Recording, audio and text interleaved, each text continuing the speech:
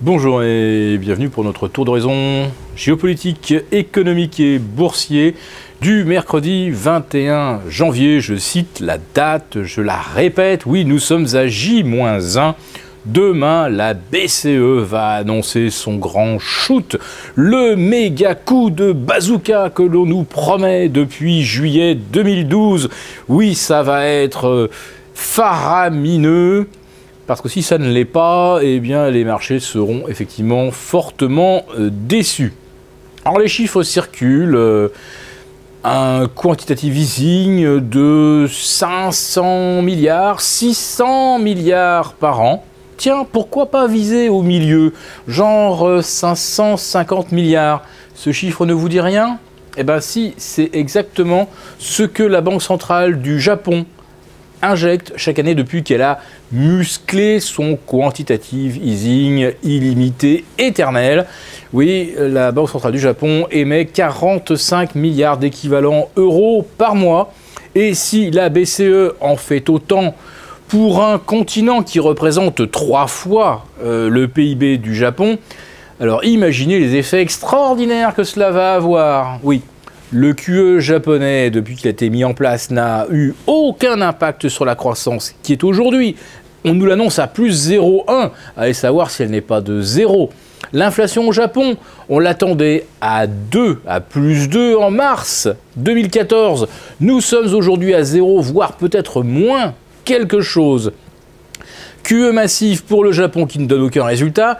Imaginez le même QE pour la zone euro, où en plus de ça, chaque pays injecterait en fonction des risques qu'il peut prendre. Alors que le Japon, que ce soit du nord au sud, l'île principale, Honshu, Shikoku, le QE est exactement le même pour l'ensemble du Japon. Ça ne sera pas le cas pour l'Europe. Parce que les Allemands, effectivement, ne veulent pas se retrouver caution solidaire des âneries qui pourraient être faites à la périphérie. Alors des âneries pour l'instant qui ne coûtent pas cher, naturellement, puisque on a 1,50 de rendement sur le 10 ans espagnol, 1,65 sur le 10 ans italien, sachant que ces pays sont absolument insolvables à l'instant où j'enregistre, et ils le sauront encore plus certainement d'ici la fin de l'année s'il n'y a pas de croissance. Oui, tout ne tient que grâce au verbe magique de la BCE et maintenant grâce aux liquidités. Alors qu'est-ce qu'elles vont peser, ces liquidités, ces 45 ou 50 milliards d'euros par mois? Déjà, prenez le recyclage des pétrodollars. Alors bien sûr, pétrodollar, qui dit pétrodollar dit T-bond américain en priorité. Mais ensuite, qu'est-ce que fait un gérant de fonds obligataires américains? Il répartit son risque. Donc, après les T-bonds, effet ricochet, on vient acheter de l'euro.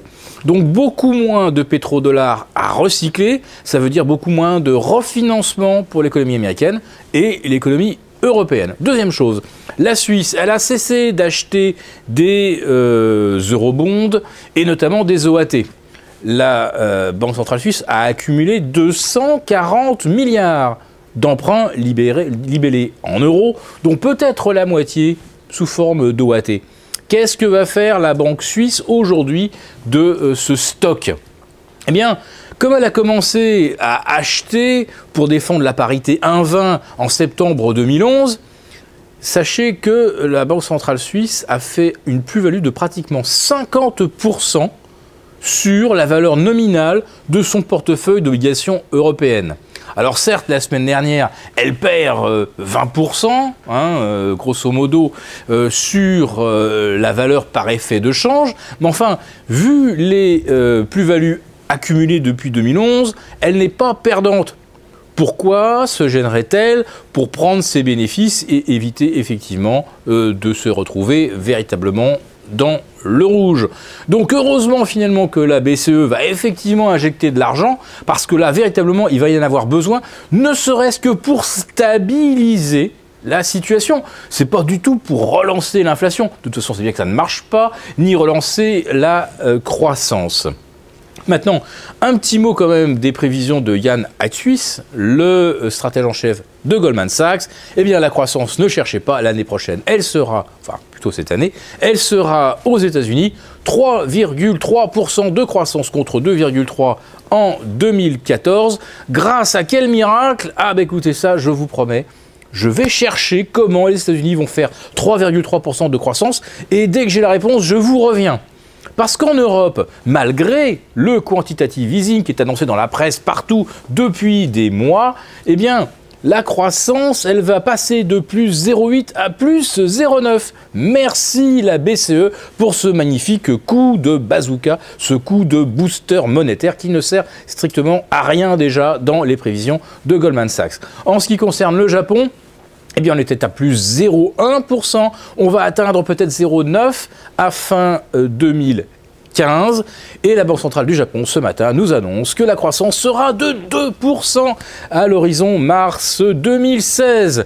Autrement dit, il va y avoir une accélération phénoménale de janvier à mars 2016. Non, la Banque centrale du Japon se plante complètement et je vous assure qu'on commence à avoir des échos maintenant de certains membres de la Banque de Japon qui disent on va dans le mur. Les prévisions, c'est absolument n'importe quoi. Mais pour l'instant, eh bien, comme on est des Japonais disciplinés, on ferme notre bouche. Bah, nous, aux éditions Agora, on ne ferme pas la nôtre et on vous annonce que tout peut éclater d'ici 3 jours, 3 semaines, 3 mois. Mais en tout cas, on est rendu maintenant au bout du bout de la logique complètement débile de la création monétaire ex nihilo et de taux qui passent en négatif alors que ceux qui empruntent sont insolvables. Ça ne peut pas tenir, ça ne tiendra pas.